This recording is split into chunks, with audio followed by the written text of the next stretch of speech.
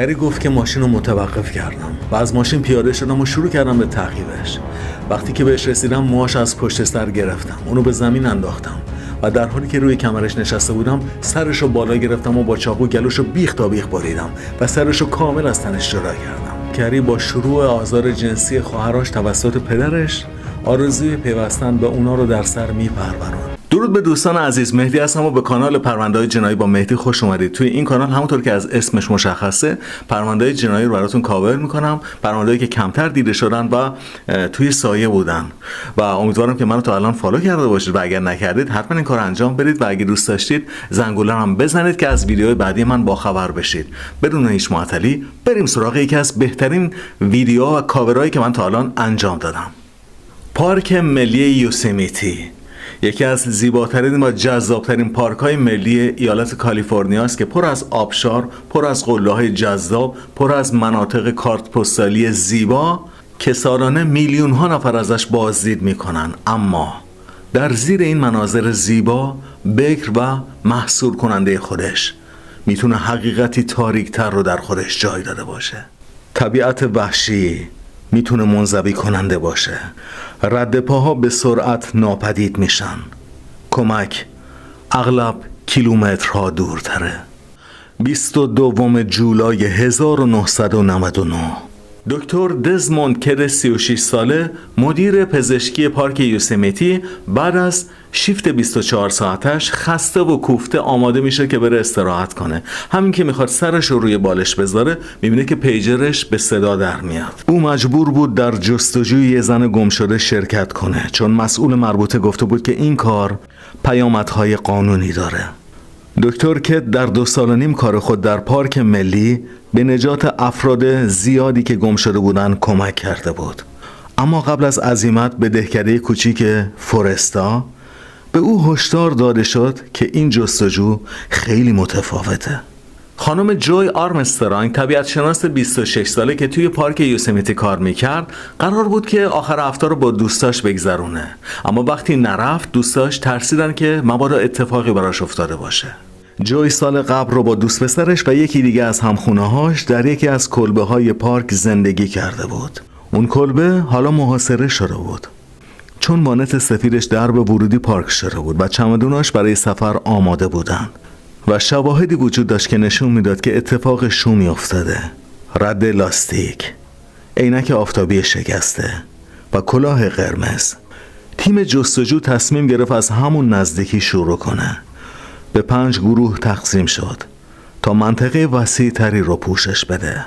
دکتر کت به همراه 4 نفر دیگه در جستجوی جوی گم شده به سمت جنگل‌های کرینکریت حرکت کردن. خیلی طول نکشید که اونا متوجه علائم درگیری شدن. رد پاهای تازه، سرخس‌ها و علف‌های لگدمال شده و نهال‌های کوچکی که نشان از دویدن کسی داشتن. توی یه نهر باریکی که پر از آب راکت به عمق 1 متر بود، دکتر کت متوجه درخشش حلقه کلیدی زیر نور خورشید در آب شد. درست اون سوی جوی آب او چیزی بسیار بدتر دید. جسد زنی که تیشرت سفید و شلوار جین آبی پوشیده بود. همین که نزدیکتر شد جزئیات وحشتناکی در مقابلش ظاهر شد که دلش رو به آشوب کشید. به سمت سرپرست جنگلبانا برگشت. زیر لب گفت خدای من و با استفاده از کد جسد رو گزارش داد. ما 11:44 داریم. او ادامه داد سرش رو بریدن. 4 دسامبر 1972 مرسد، کالیفرنیا. برمیگردیم به 18 سال قبل. چیزی که الان میخوام براتون تعریف کنم مربوط میشه به حادثه‌ای که توی یوسمیتی افتاد. پس گیج نشید و تا آخر ویدیو رو نگاه کنید که کرکوپرتون کاملا مثل من بریزه. وقتی استیون استینر 7 ساله از مدرسه به سمت خونشون در خیابان یوسمیتی پارک وی میرفت، مردی با ظاهر دوستانه به سمتشون اومد و گفت که میخواد با مادر استیون در مورد کمک‌های مالی به کلیسا صحبت کنه. مرد استیون رو به سمت ماشینی برد که کنت یوجین پارنل ولگرد 40 ساله در اون نشسته بود. اون مرد همکار پارنل بود، کسی که در یک گزارش به عنوان مردی کندزن برای کمک به پارنل در روبودن یک کودک استخدام شده بود. استیون 7 ساله سوار ماشین پارنل شد. پارنل حرکت کرد و بعد از چند دقیقه کنار یه تلفن عمومی توقف کرد. به استیون گفت که پدر و مادر دیگه تو رو نمیخوان. حضانت تو رو به من سپردن. وقتی استیون به خونه نیومد زنگ خطر به صدا در اومد. ناپدید شدن استیو والدینش کی و دلبرت رو که ناامیدانه همه جا رو دنبالش میگشتن از پا در آورد. اونا اعلامیه پخش کردن، بیلبورد نصب کردن و حتی از روانشناسا کمک خواستن. پدرش کی که زیر بار گم شدن پسرش خرد شده بود از همه دور و سرد شده بود و به ندرت محبتی نشون میداد. دلبرت مادرش که از فقدان پسرش شکسته شده بود برای کنار اومدن با این وضعیت تلاش میکرد. اتاق استیو دست نخورده باقی مونده بود و هیچ کس اجازه نداشت که به اونجا وارد بشه. در اون سایه غم و زوال برادر بزرگترش کری که فقط اون موقع 11 سال داشت به شدت تحت تأثیر گم شدن برادر کوچکترش استیو شده بود. او پدرش رو در حال جستجوی لباسهای استیو در حال گریه میدید. این فقط احوال خانواده نبود که توسط ربوده شدن استیون تغییر کرده بود. در اثر این آدمربایی کل جامعه دچار وحشت شده بود. بچه‌ها دیگه اجازه نداشتن بدون همراه به مدرسه برن. روزها به هفته‌ها به ماه‌ها و ماه‌ها به سال‌ها تبدیل شد. با این حال زمان برای خانواده استینر در اون بعد از ظهر وحشتناک منجمد شده بود. هر تماس تلفنی قلبشون رو از کار مینداخت. هر ضربه به در میتونست لحظه بازگشت او باشه یا لحظه‌ای که بدترین ترسشون به حقیقت تبدیل بشه. خواهر و برادرای استیون در اون خلأ غماندوه و سوالات بی پاسخ بزرگ شدن. اونا نمیدونستن که استیون پس از این همه مدت به طرز باور نکردنی هنوز زنده است. آدمربای او کنت پارل قبلا به دلیل آدمربایی و سوء استفاده جنسی از یه پسر 8 ساله در بیکرزفیلد به زندان رفته بود و بعد از رو بودن استیون اونا 7 سال بعدی رو بین کلبه ها، پارکینگ های تریلر و موتل ها سرگردان گذروندن.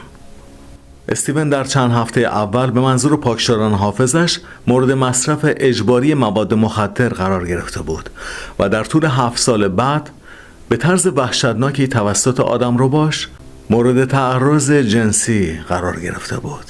در 2 مارس 1980 کری برادر بزرگتر استیون در حال رانندگی از یه سفر کمپینگ بود که صدای رادیو به ناگهان اونو متوقف کرد. برادر 14 سالش استیون بعد از 7 سال از دست آدمربا فرار کرده بود و قرار بود که همون بعد از ظهر به خونه برگرده. 7 سال پیش نوجوانی در کالیفرنیا ناپدید شد. کری بعداً اعتراف کرد که اون لحظه انقدر هیجان زده شده بود که نزدیک بود ماشین رو چپ کنه داخل رودخونه. استیون که حالا 14 ساله بود در خونه بود. او با وجود همه مشکلات از این مصیبت جون سالم به در برده بود. او تنها نبود. پسر بچه‌ای به نام تیمی وایت 5 ساله که 2 هفته پیش روبوده شده بود همراهش بود. استیون به پلیس گفت که دلش نمیخواد که تیمی از اون چه که خودش متحمل شده بود رنج ببره. او میدونست که باید برای بقا و آزادی بجنگه. بنابراین وقتی فرصتی پیش اومد تیمی رو برداشت و فرار کرد. اونا بیش از 40 مایل پیاده روی کردن و وقتی به ایستگاه پلیس رسیدن استیون به افسر گفت فقط میدونم که اسمم استیونه. بازگشت استیون واقعا یه اتفاق شادی آوره. منهای خبری توی خیابون صف کشیده بودن و خبرنگارا هجوم برده بودن توی خونه‌شون و مشتاقانه منتظر بودن که داستانش رو ثبت کنن. داستانی که خیلی‌ها فکر می‌کردن پایان خوشی نخواهد داشت. برخی از دوستان و متخصصان به مادر استیون پیشنهاد کردند که مراجعه به یه مشاور میتونه براش مفید باشه. اما متاسفانه پدرش این ایده رو رد کرد و اصرار داشت که نیازی به این کار نیست. خانواده از قبل تحت فشار زیادی بودن. زندگی در داخل خونه پرتنش بود. چون همه سعی میکردن که با تغییر ناگهانی از باور اینکه استیون مرده بود با شوک بازگشتش سازگار بشن.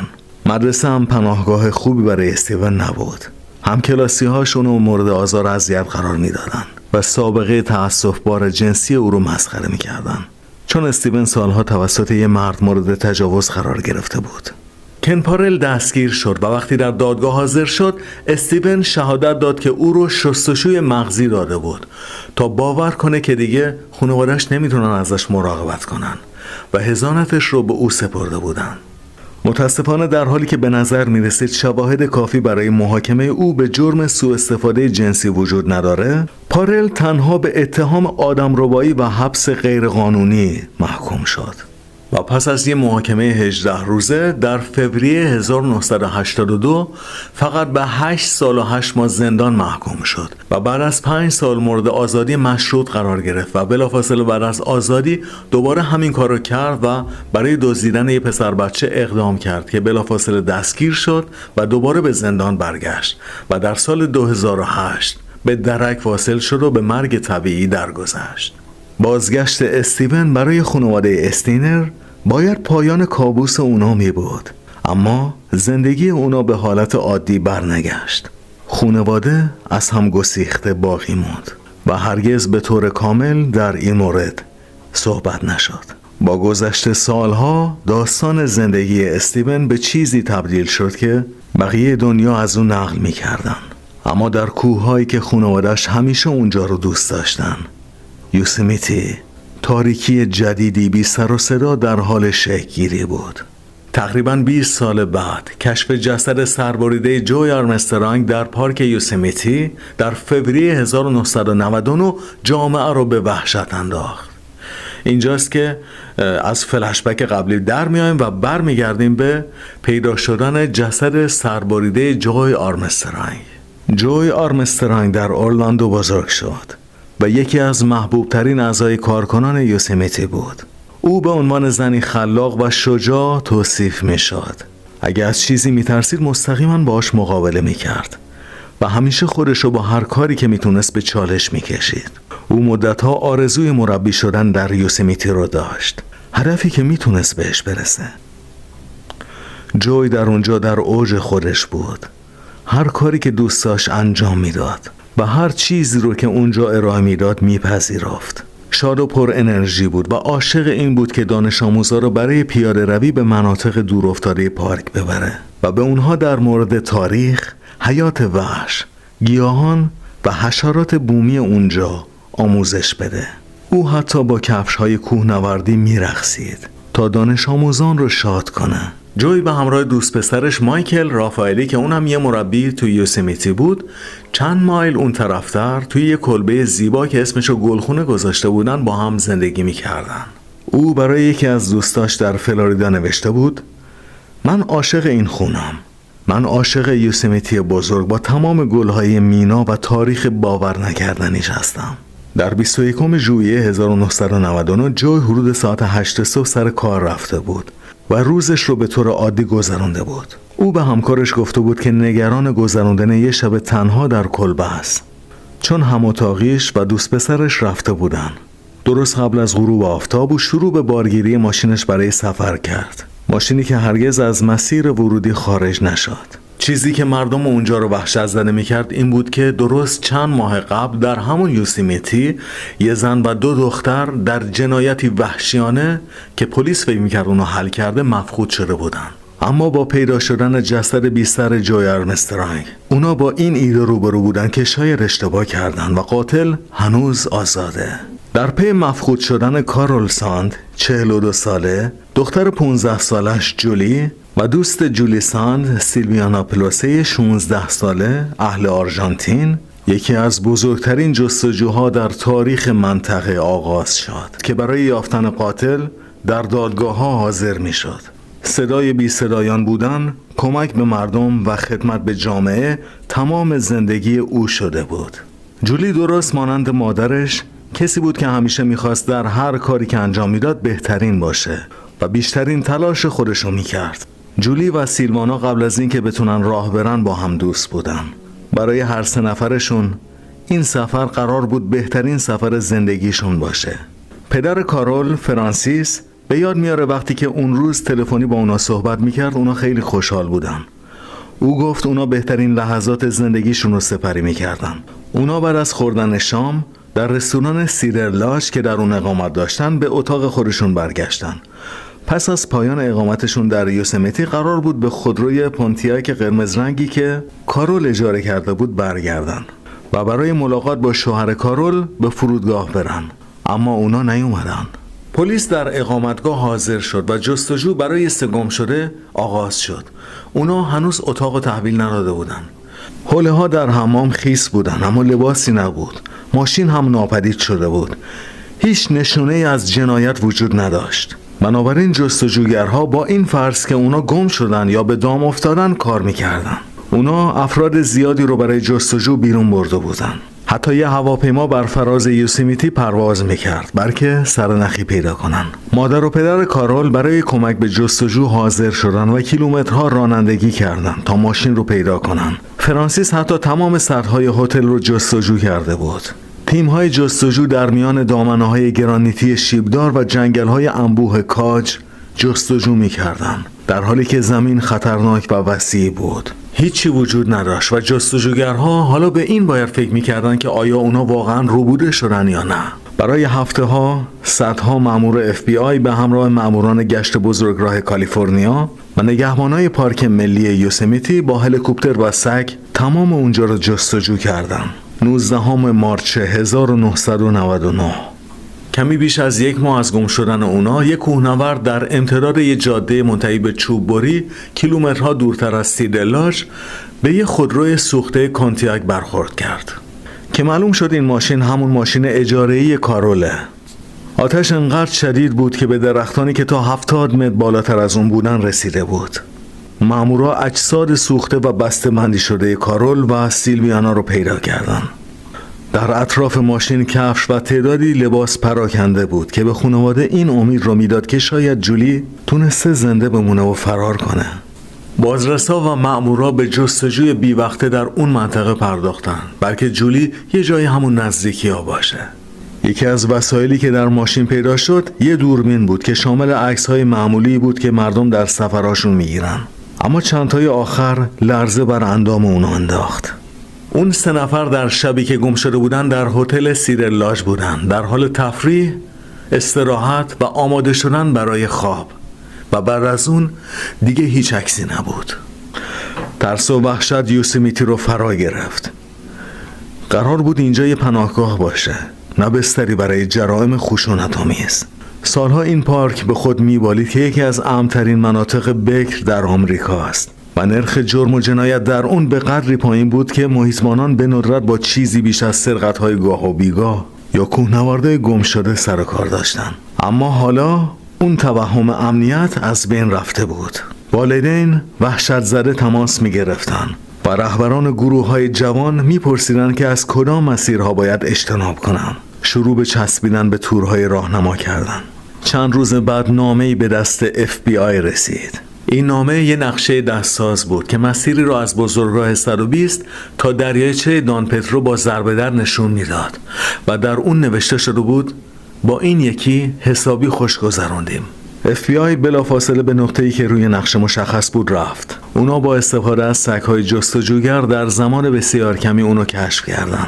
در میان بوته‌های انبوه، نزدیک چشمانداز، در دریاچه دان پترو، چند مایل دورتر از جایی که ماشین رها شده بود، در حالی که گلوش گوش تا گوش بریده بود. تا بهار FBI 2 مظنون سابق از شهرستان مودستو رو مورد هدف قرار داده بود. اونا مظنونین سابق با سابقه سوء مصرف مواد مخدر و خشونت بودن. مایکل لاوک و برادر ناتنیش یوجین دایک. لاوک به اتهام تیراندازی به یک افسر پلیس در مودستو و دایک به دلیل نقض آزادی مشروط و حمل مواد مخدر. در پشت صحنه مأموران FBI به رسانه‌ها گفتند که این مردان از طریق الیاف اکریلیک که در آزمایشگاه پلیس در واشنگتن تجزیه و تحلیل شده بود با این قتل‌ها مرتبط شده بودند. در ماه ژوئن جیمز ام مادوک رئیس دفتر FBI تا اونجا پیش رفت که گفت ما همه بازیگرای اصلی رو در زندان داریم، اما عجله‌ای برای متهم کردن اونا نداریم.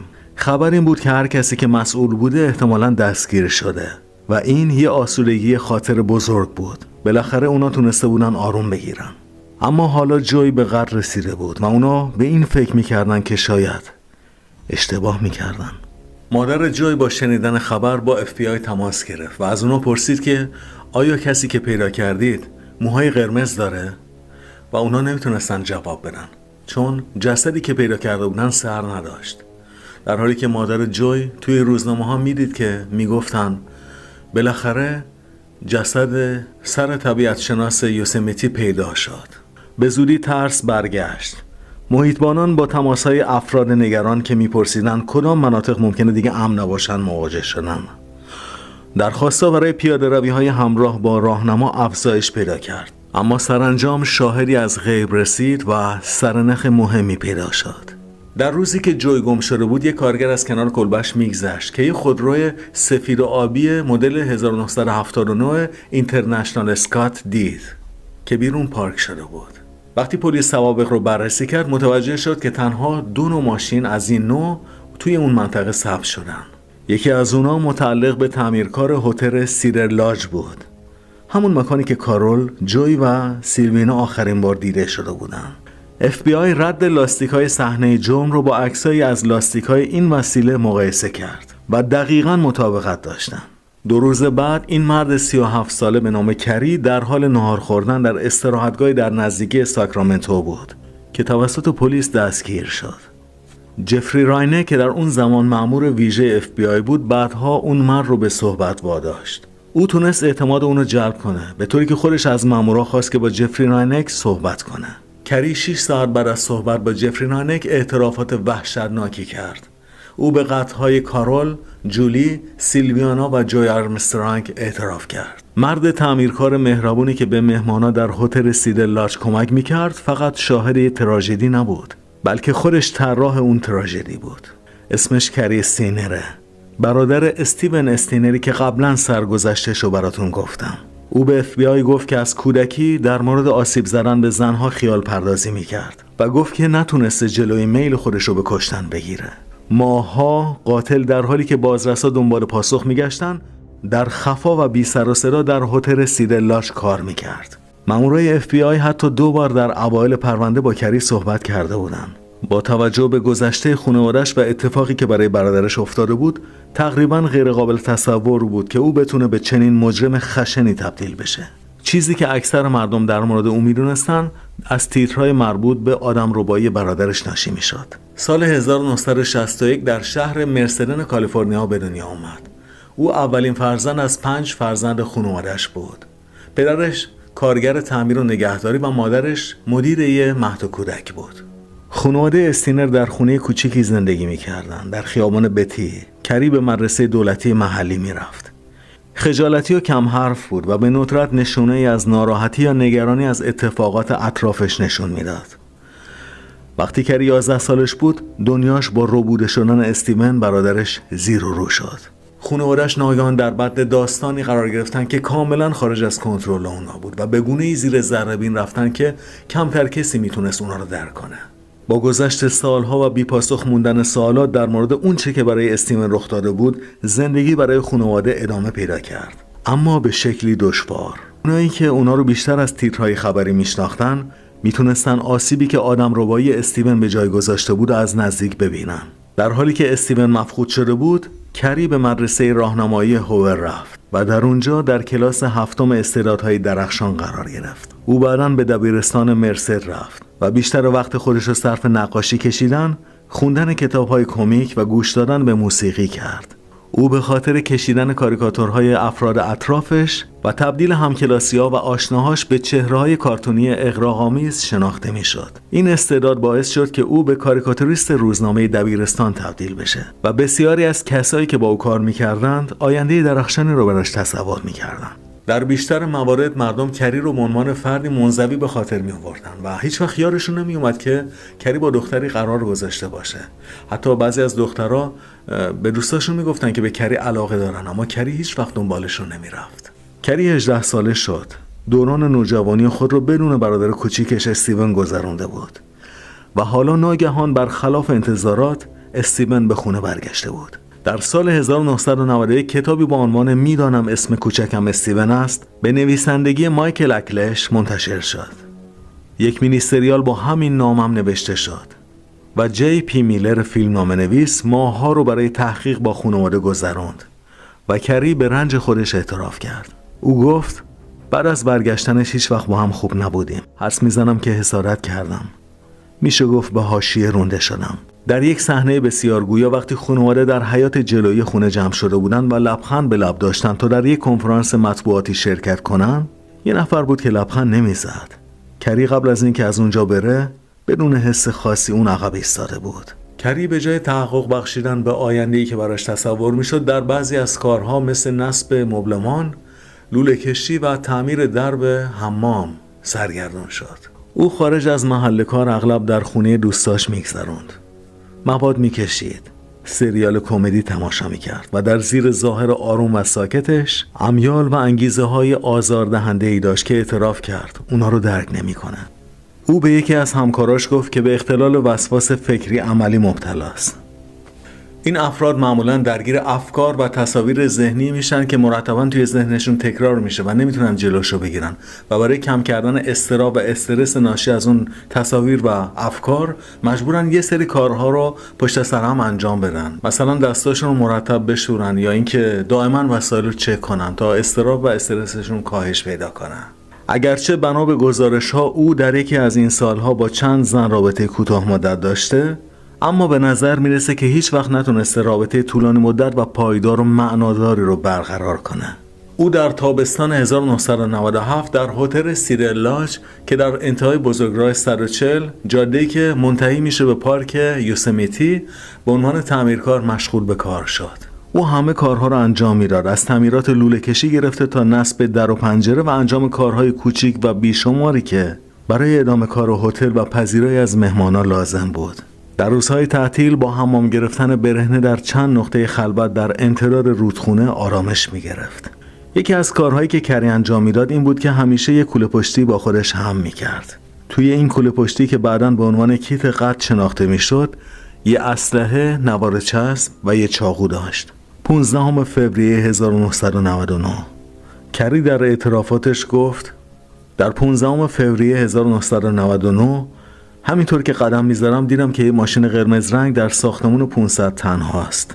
پنجره باز بود و پرده کنار رفته بود و از داخل دیدم که 2 دختر جوان به همراه یه مادر هستن و هیچ مردی اونجا نیست. در ادامه روایت کری از اتفاقات اون شب اومده که حدود ساعت 11 شب در حالی که جعبه ابزاری پر از طناب، چسب نواری، چاقو و اسلحه حمل می‌کرد به اتاق 509 نزدیک شد. او در زد و خودش رو به عنوان تعمیرکار معرفی کرد و به کارول گفت که اتاق بالا نشتی داره و او باید سقف اونا رو از نظر آسیب شناسی از آب بررسی کنه. کارول محتاط بود و اطراف رو نگاه کرد و هیچ نشونه از چنین نشتی ندید. اما کری اونقدر پافشاری کرد تا بالاخره او رو به داخل راه داد. اولش گپ کوتاهی زد و بعد برای ادامه حیله‌گریش به دستشویی رفت و در حالی که اسلحه در دست داشت به بیرون اومد. به اونا گفت که وحشت نکنید، برای دزدی اومدم. دستاشون رو با بست پلاستیکی و دهنشون رو با چسب بست. سیلویانا و جولی رو به دستشویی برد. بعدش سراغ کارول روی تخت رفت و بدون گفتن هیچ حرفی اونو با طناب خفه کرد. کلیدهای ماشینش رو برداشت، جسدش رو بیرون کشید و در صندوق عقب پونیاک قرمز گذاشت و گفت نمیدونستم خفه کردن یه نفر انقدر سخته. وقتی برگشت جولی و سیلویانا رو مورد آزار و اذیت جنسی قرار داد. جولی رو به دستشویی اتاق مجاور برد. با او رو دست و پا بسته همونجا رها کرد تا بتونه صحنه جرم رو تمیز کنه و سیلویانا رو در وان حمام خفه کرد و کشت. حدود ساعت 4 صبح کری جولی رو به سمت ماشین برد و او رو روی صندلی جلو نشوند و بعداً به FBI گفت که جولی نمیدونسته که مادرش و سیلویانا مردن. نوار چسب رو از دهنش باز کرد و بعد از میان دره تاریک رودخانه مسد به سمت غرب رانندگی کرد و در حالی که دقیقاً نمیدونست داره کجا میره پیش رفت. درست قبل از طلوع آفتاب او در یک پارکینگ خالی توقف کرد. سپس او رو بالای تپه به سمت دریاچه دامپترو برد. او بعداً به FBI گفت که جولی در حالی که میلرزید از او خواسته بود که او رو حمل کنه و ادعا کرد که مانند دومادی که عروسش رو از آستانه در حمل میکنه در آغوش گرفت. او بعدها گفت که از جولی خوشش اومده بود و میگفت که کاش میتونست اونو نگه داره. به محض که بالای تپه رسیدن دوباره باهاش رابطه جنسی برقرار کرد. بهش گفت دوستش داره و بعد از اون با چاقو گلوشو برید. بعد جسدش رو در حالی که سرش تقریبا از تنش جدا شده بود بین بوته‌های انبوه پنهان کرد. ماشین رو چند صد متر پایین‌تر از یه مسیر چوببری در نزدیک بزرگراه 108 کالیفرنیا رها کرد. بعد 3 کیلومتر تا روستای سیارا پیاده روی کرد و درخواست تاکسی کرد و با پولی که از کیف کارول دزدیده بود کرایه اونو پرداخت کرد. اما اتفاقی که برای جوی آرمسترانگ 26 ساله افتاده بود چطور؟ در 21 جولای کری گفت که با ماشین به جاده فورستا رفته بود. اتفاقی جوی رو جلوی کلبش دید و وقتی فهمید که تنهاست نتونست جلوی میلش به قتل رو بگیره. او گفت من درست اونجا بودم و داشتم توی رودخونه سنگ پرتاب میکردم که اونو دیدم که از کلبه بیرون اومد. وقتی مطمئن شدم که تنهاست اسلحه رو بیرون کشیدم. مجبورش کردم به کلبه برگرده. دستاش و دهنش رو با چسب بستم. بعد از اون او رو داخل ماشین سوار کردم و شروع به رانندگی کردم. جوی به طرز باور نکردنی تونسته بود در ماشین رو باز کنه و از داخل ماشین در حال حرکت به بیرون بپره و با تمام سرعت از میون جنگل کرینکریت به سمت کلبه دوستش که چند صد متر پایین‌تر بود با تمام سرعت بدوه. کری گفت که ماشین رو متوقف کردم و از ماشین پیاده شدم و شروع کردم به تعقیبش. وقتی که بهش رسیدم موهاش از پشت سر گرفتم، اونو به زمین انداختم و در حالی که روی کمرش نشسته بودم سرش رو بالا گرفتم و با چاقو گلوش رو بیخ تا بیخ بریدم و سرش رو کامل از تنش جدا کردم. بدنش رو کنار نهر آب انداختم و سرش رو 100 متر دورتر دفن کردم. دوباره سوار ماشین شدم و فرار کردم، اما کمی دورتر ماشینم خراب شد. چند دقیقه بعد محیطبانی رو با اشاره دست نگه داشتم و ازش خواستم تا مقصد منو برسونه. کری به تازگی زنی رو روبوده بود و اونو به طرز وحشتناکی کشته و سرش رو جدا کرده بود. اما به نظر محیطبان برخوردش خیلی خوب و عادی بود و بیخیال بود و به معنای واقعی کلمه هیچ چیز غیر عادی در رفتارش دیده نمیشد. در محاکمش وکلای مدافع امیدوار بودن که ثابت کنن که کری از نظر روانی اونقدر بیمار بوده که هنگام ارتکاب قتل‌ها قصد و نیتی نداشته. دکتر سیلوا بعد از بررسی سابقه بیماری او، همچنین ساعتها مصاحبه با پدر و مادرش، همچنین در 2 نسل پیش از خانواده او بیماری شدیدی وجود داشته. عنوان کرد که پدر کری و خود کری هر دو مبتلا به پارافیلیا هستند.